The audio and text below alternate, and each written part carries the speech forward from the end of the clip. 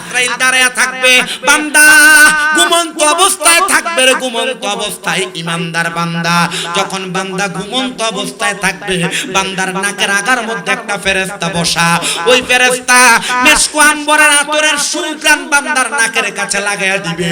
আর ওই সুঘ্রাণটা পাইয়া বান্দাটা তখন ঘুম থেকে জাগ্রত হবে।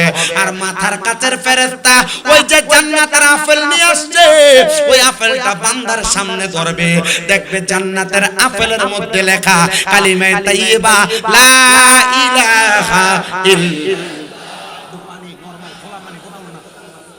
সাল্লাল্লাহু আলাইহি ওয়াসাল্লাম। জোরে সোরে পড়ি সুবহানাল্লাহ।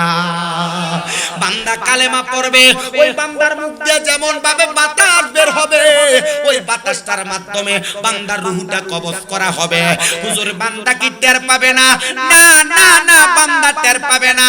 হায়রে, ছোট একটা বাচ্চা দুধের জন্য কান্না করলে তার মা তার মুখের মধ্যে দুধ দেওয়ার পরে ওই বাচ্চা যেমন ভাবে ঘুমিয়ে যায়, ইমানদার বান্দা তেমন ভাবে ঘুমায়া যাবে।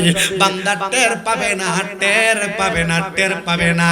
আর আমার আল্লাহ তাআলা ইমানদার বান্দাকে এমন ঈমানি মরণ দান করবে, জোরে সোরে পড়ি সুবহানাল্লাহ।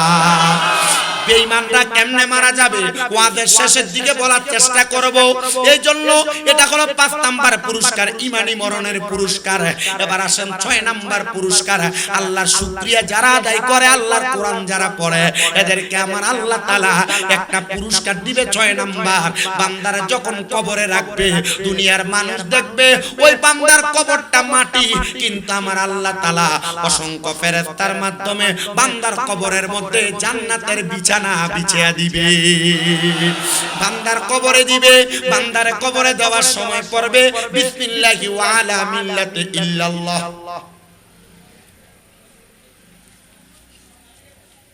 জবাব নাই।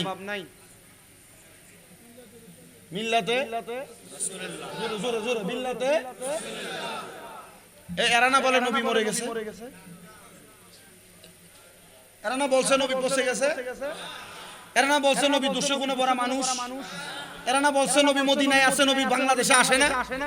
তো মিল্লাতে রাসূলুল্লাহ বলে তোমার কোন আব্বার কাছে দাও, কথা হয় না। এই যুবক ছেলেরা, ঈমান মজবুত করো।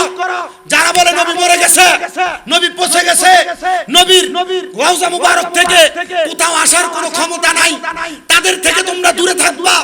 কারণ নবী যদি কবরে না আসতে পারে, ওই নবী তোমার হাসরে কেমনে ফুসাফায়াত করবে? নবী কবরে আসবে, নবী কবরে আসবে। এই আকীদা নিয়ে ইন্তেকাল করো। নামাজ রোজা হজ যাকাত যদি কমও থাকে, আল্লাহর নবী তোমাকে ঈমান থাকার কারণে সুপারিশ করবে। আখলিস দীনাকা ইয়াকফিকাল আমালুল কলিল, অল্প আমল নাজাতের জন্য যথেষ্ট হয়ে যাবে। নবীর শাফাত পাবে, শাফাত পাবে। কারা কারা চাই হাত তুলে আল্লাহকে দেখা দেয়।